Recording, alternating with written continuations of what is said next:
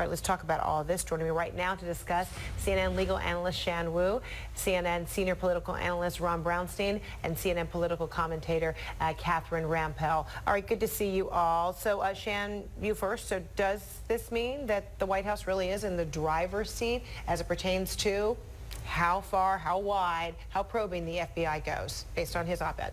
Well, let's hope not. Because what most people don't realize is a background investigation is actually much broader in scope than the criminal one is. With a criminal investigation, the prosecutor and the agents very focused. Is this really leading to something that we need for the case and that we can ultimately prove beyond a reasonable doubt? But with the background investigation, you want to give anything that may be relevant to the potential employer. So the idea here that maybe Don McGahn is driving the train here is a terrible situation because he's really the promoter for Kavanaugh. So he's going to vastly limit what they can look at. So limited in scope seems like a misnomer when you read Comey's, op-ed, because he's essentially saying we can cast the net really wide and we can do it fast. But if the White House or senators or whoever started that, is saying it is limited in scope, then it sounds like the FBI's abilities are being handcuffed, restricted. Fair to say? It sounds that way. Obviously, we're hearing something different from the president and the White House, but other sources say it's being restricted. I mean, limited in scope could have simply meant that we're only going to look at the allegations that have been publicly raised, which would include drinking, certainly, as well as the sexual assaults. Okay, so Ron, time is one thing in terms of what can be accomplished in a week's time. Comey addressing that anything really is possible, but the content or restrictions really are another.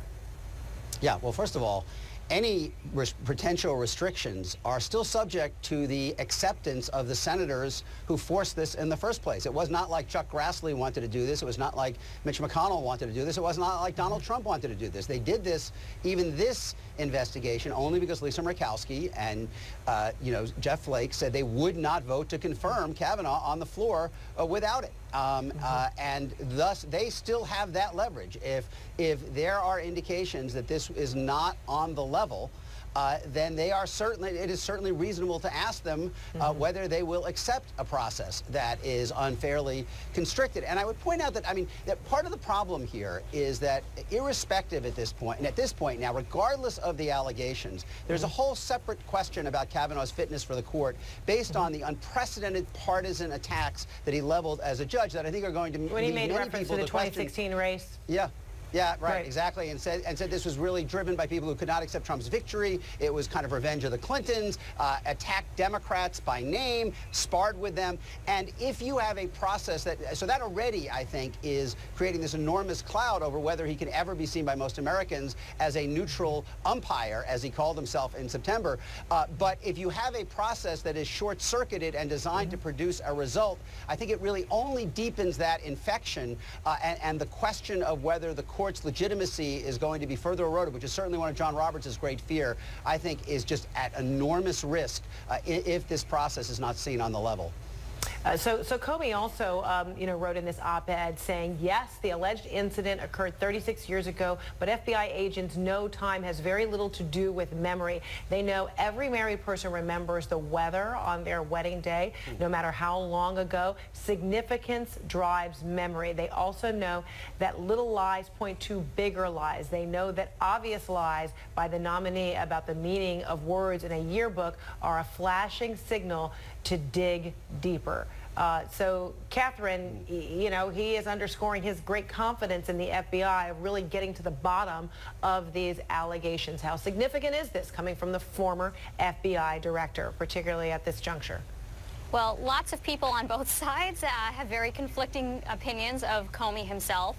So the significance of him speaking out on this, I'm not sure will really sway anyone's opinion one way or the other. But I think he is absolutely right that what this is about the nominee's credibility, about whether he is willing to lie under oath about seemingly very small matters, including the definition of various slang terms that are widely understood by people who are his contemporaries to be sexual terms that he is claiming otherwise, including whether he actually drank to excess when he was a teenager, which he claims generally that he did not. Those who were quite close to him have said otherwise. People who are friends of his, people who are fellow Republicans have said otherwise.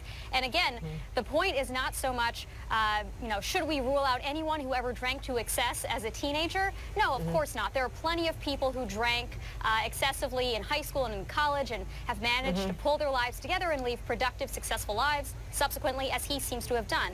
What we don't want on the court is not so much someone who drank in high school, but someone who is lying about whether he drank in high school. Someone who is lying about whether these, again, seemingly minor comments in his high school yearbook meant what they were widely understood to have meant. If he's lying about those things, if we can't trust him on those more minor matters, why should we trust him when he characterizes his jurisprudence as one based on impartiality, as one in which he will, take the merits of a case and not always rule in favor of the party that put him in his seat?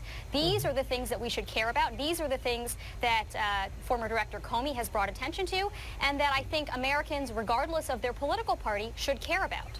And so, Shan, truth, credibility, temperament, aren't these still criteria that, should be measured as the senators consider the next Supreme Court justice? Absolutely, Fred. And that's really one of the reasons that you have a background investigation, is you want to look at the fitness of the candidate and what their character is.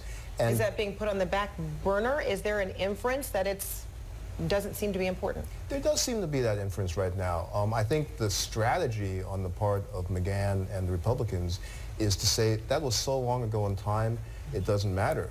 But as it was just pointed out, it's the credibility that matters. And people may disagree with Comey, but no one's going to disagree he's a good investigator. It's clear what he's seeing is flashing red lights. All right, Shan, Catherine, Ron, good to see all of you. Thank you so much for your input. Appreciate it.